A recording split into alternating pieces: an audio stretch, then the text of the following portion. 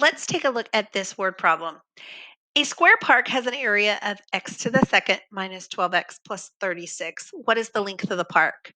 Remember the key word here being square, so we know that the dimensions are going to be the same.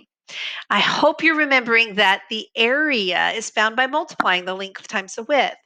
So what we're really looking for is what are those two things that are being multiplied together that give us x to the second minus 12x plus 6 plus 36. Now remember, because this is a square, we know the two parentheses are exactly the same. So let's take a look at that first term. What times what will give us x to the second? Well, we know that's x and x. So we know x and x will multiply to give us x to the second. Look at your last term then.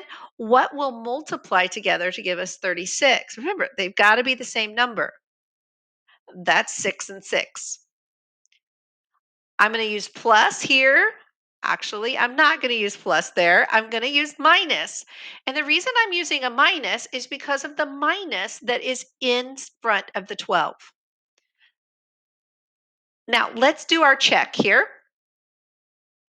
I'm going to multiply negative 6 times x. That'll give me negative 6x. Then I'm going to multiply x times negative 6. That'll give me negative 6x. And I'm going to add these two together. Negative 6x plus negative 6x would give me negative 12x. And so I know that that is the same as that middle term. I know then I have factored correctly.